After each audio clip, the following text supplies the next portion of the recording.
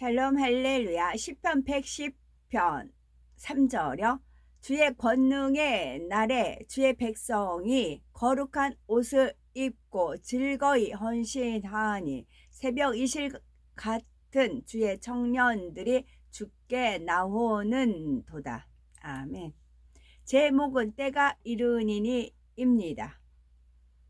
하나님께서 나타내 주시는 권능의 역사를 많은 사람들에게 마음껏 외쳐야 할 때가 다가오고 있습니다. 하나님의 나라를 위해서 더욱 열심히 부르짖어야 하는 때가 이르는 것이지요. 자, 하나님 앞에서 담대함을 얻어야 합니다. 우리가 담대함이 있어야 힘있게 외칠 수도 있고 앞으로 전진할 수도 있습니다.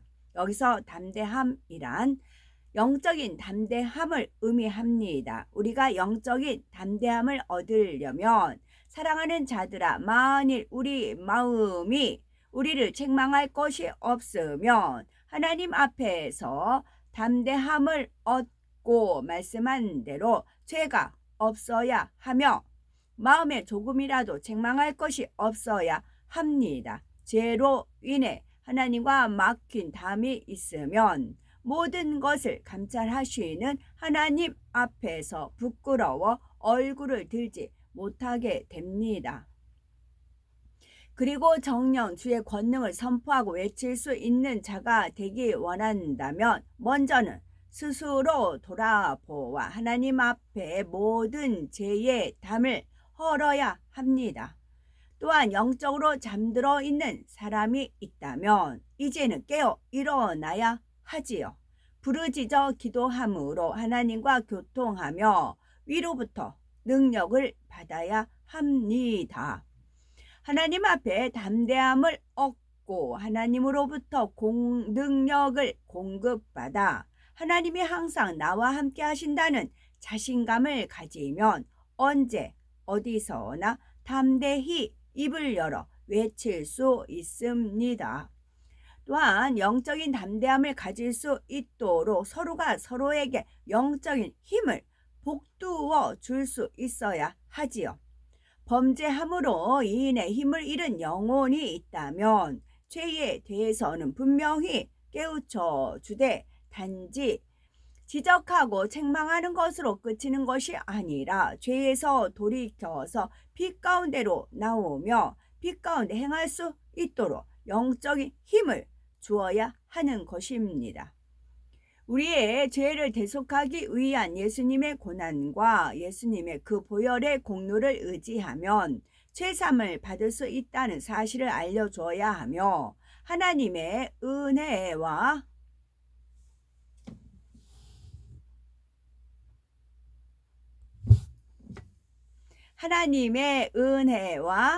사랑을 깨달아 스스로 마음을 돌이킬 수 있도록 도와주어야 합니다. 심히 범죄한 영혼이 있다 해도 사람 편에서는 판단하거나 정죄하지 말며 어찌하든 하나님 앞에 긍휼함을 입을 수 있도록 마음을 같이하여 기도해 줄 수 있어야 합니다. 만일 죄를 깨우쳐 주는 데서만 그친다면 믿음이 여린 영혼들은 회개하고 돌이키기보다는 낙심하고 절망하여 실족해 버릴 수 있습니다. 그래서 영적으로 앞선 사람들은 상한 갈대를 꺾지 않으시고 꺼져가는 심지도 끄지 않으시는 주님의 마음으로 이들을 돌아보아야 하지요. 그리하여 영적인 질서 가운데 서로가 화평하며 서로가 서로를 위해 줌으로 모두가 하나님 앞에 담대함을 얻고 마음껏 하나님의 나라를 이루어 나가야 하겠지요. 또한 자신의 사명에 대한 소망이라는 것은 자신의 사명을 잘 감당했을 때 천국에서 하나님께 받게 될 상급을 바라보는 것입니다. 천국에는 아름다운 처소가 예비되어 있을 뿐만 아니라 이 세상의 것과는 비교할 수 없을 만큼 좋은 것들로 가득합니다. 그런데 구원받은 영혼이 다 누릴 수 있는 것이 아니라 이 땅에서 일한 대로 하나님의 공의 가운데 각 사람에게 상급으로 주시는 것이지요. 만일 우리들에게 이 땅에서 어떤 것을 갖고 싶어지면 주님의 일을 하느라 갖지 않고 능히 취할 수 있었지만 취하지 않는 것이 있다면 하나님께서는 그것을 기억하시고 갚아주십니다. 그러니 잠시 잠깐 있을 이 땅에서 좋은 것을 취하고 누리기보다는 영원한 천국에서 더 좋은 것으로 얻기를 소망하시기 바랍니다. 하늘에서 주어지는 상급 중에서 가장 큰 상급은 영혼 구원에 대한 상급입니다. 누가복음 15장 7절 내가 너에게 이르노니 이와 같이 죄인 하나가 회개하면 하늘에서는 회개할 것 없는 의인 99을 인하여 기뻐하는 것보다 더하리라 말씀하셨기 때문에 영혼 구원과 직접 관련된 사명을 더욱 사모하고 귀히 여기시기 바랍니다. 영혼을 구원하는 전도의 사명은 주님을 믿는 모든 사람들에게 주어졌으니 열심히 영혼 구원을 위해 전도하고 주어진 일에 최선을 다하는 사람이 있다면 그러한 사람은 반드시 인정을 받아 바라던 사명을 받을 수도 있게 되지요. 이처럼 천국의 상급을 바라보며 사명 맡기를 사모하는 사람이 믿음이 있다 할 수가 있습니다. 그러므로 사명에 대한 소망을 가지되 더 귀한 사명을 사모하여 나도 하나님의 나라를 위해 어떠한 분야에서 교회의 힘이 되어야겠다라는 꿈을 가지고 그 목표를 향해 달려가시기 바랍니다. 우리의 마음 중심에서 사모함으로 아버지여 이 마지막 때에 나도 아버지의 일을 이룸에 있어서 한 분깃을 담당하는 자가 되길 원합니다. 내게 비전을 주옵소서 하고 기도한다면 하나님께서는 반드시 우리에게 가장 적합한 사명을 주실 것입니다. 빌립보서 2장 13절에 너희 안에서 행하시는 이는 하나님이시니 자기의 기쁘신 뜻을 위하여 너희로 소원을 두고 행하게 하시나니 라고 말씀하신 대로 사명에 대한 소망이 넘쳐난다면 이 세상의 어떤 좋은 것을 보아도 우리의 눈에 들어오지 않을 것입니다. 고린도전서 9장 25절에 이기기를 다투는 자마다 모든 일에 절제하나니 너희는 썩을 면류관을 얻고자 하되 우리는 썩지 아니할 것을 얻고자 하노라 했습니다. 이 세상에 있는 것이 아무리 좋아 보이고 이 세상에서 누리는 것이 아무리 즐거워 보여도 그것은 영원하지 못한 것이지만 우리가 소망하는 천국의 상급은 이 세상의 것과는 비교할 수 없이 좋으며 세월이 지나도 변하지 않고 영원한 것입니다. 사명에 대한 아무런 소망도 없이 자신에게 주어진 사명을 감당하는 사람이 있다면 그는 믿음으로 일한다 할 수 없습니다. 주 안에서는 믿음이 먼저요. 믿음으로 소망 가운데 행하는 것이 참이지요. 잠언 29장 18절에 묵시가 없으면 백성이 방자히 행하거니와 율법을 지키는 자는 복이 있느니라 했습니다. 아무런 꿈과 비전이 없는 사람은 향방 없이 달리기 하는 것과 같이 무가치한 삶을 살게 되는 것이지요.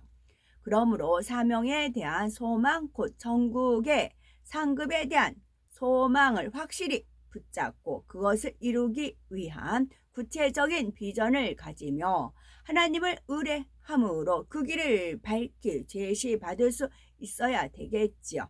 이제 때가 가까이 이르렀으므로 자기의 사명에 대한 확실한 소망을 가지고 열심히 부르짖어 기도함으로 충성되이 감당해야 하는 것입니다.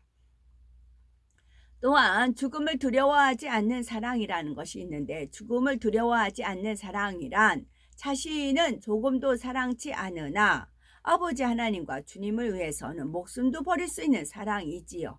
요한일서 4장 18절에 사랑 안에 두려움이 없고 온 온전한 사랑이 두려움을 내어 쫓나니 라고 말씀하신 대로 예수님께서는 아버지 하나님을 사랑하심은 물론이요 죄인들도 온전히 사랑하시기에 처참한 십자가 처형으로 목숨을 잃는 것을 조금도 두려워하지 않으셨지요.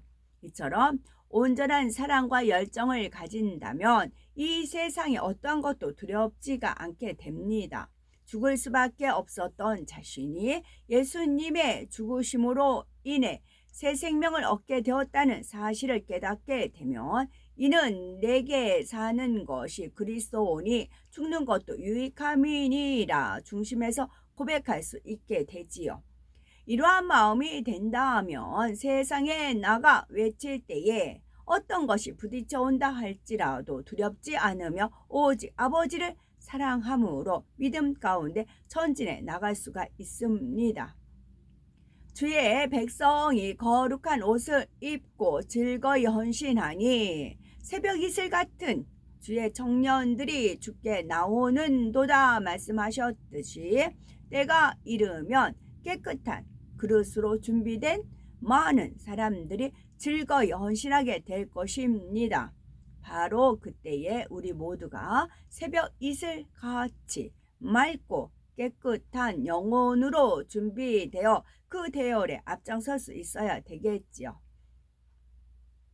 저는 많이 부족한데 어떻게 그렇게 할 수 있을까요? 하는 생각이 드는 분이 계시는지요. 그러나 마음에 아버지에 대한 온전한 사랑이 있는 사람은 내가 주님을 사랑하오니 주께서 원하신다면 무엇이든 할 수 있나이다 라고 고백하게 됩니다. 로마서 14장 8절의 말씀대로 우리가 살아도 주를 위하여 살고 죽어도 주를 위하여 죽나니 그러므로 사나 죽으나 우리가 주의 것이로라 고백할 수가 있는 것이지요. 우리가 복음을 들을 수 있는 것 오늘날 우리가 복음을 들을 수 있는 것도 주님을 향한 온전한 사랑 가운데 죽음도 두려워하지 않았던 많은 믿음의 선진들이 있었기 때문입니다. 로마의 극심한 박해로 인해서 화형을 당하기도 하고 사자밥이 되면서도 신앙을 지켜왔던 초대교회의 성도들로부터 주님께서 가라 시면 어떠한 곳이라도 복음을 들고 갔던 많은 전도자들이 있었습니다. 약 100여 년 전 우리나라에서도 많은 선교사들이 오직 주님을 사랑함으로 그 주관하심에 순종하여 들어왔지요. 그 중에는 루비 캔드릭이라는 26살의 젊은 처녀 선교사도 있었습니다. 미국에서 태평양을 건너 단신으로 이 땅에 온 선교사님은 안타깝게도 선교사역을 채 꽃피워 보지도 못한 채 8개월 만에 소천하고 말았습니다. 그러나 마지막으로 가면서 남긴 만일 내게 줄 수 있는 1000개의 생명이 있다면 나는 그 전부를 한국에 바치겠습니다. 라는 감동스러운 고백은 이후 수많은 젊은이들을 선교사로 헌신하게 했으며 오늘날도 묘비에 새겨진 이 글귀를 보고 수많은 사람들이 주님께 헌신을 다짐한다고 합니다. 이 밖에도 많은 이들이 주님을 사랑함으로 아무런 두려움 없이 주님의 주관하심에 순종하여 자신의 삶을 헌신했지요. 큰 권능의 역사를 본 것도 아닌데 죽음도 두려워하지 않고 주님께서 가라 하시는 곳에 갔던 그들의 주님을 향한 사랑은 우리를 감동케 합니다. 그러니 하나님의 큰 권능과 불같은 성령의 역사가 나타나는 지금 더 뜨겁게 주님을 사랑하며 믿음으로 무엇이든지 할 수 있는 영적 장수로 나와야 하겠습니다.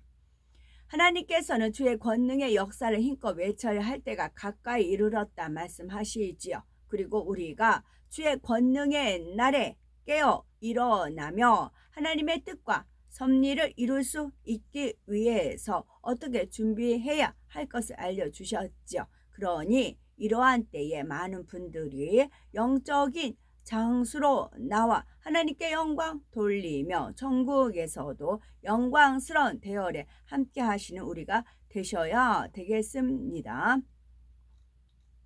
내가 이르니라는 것의 첫 번째는 아버지 하나님 앞에 담대함이 얻어야 합니다. 두 번째는 자신의 사명에 대한 소망이 있어야 합니다. 세 번째는 죽음을 두려워하지 않는 사랑이 있어야 합니다. 아멘.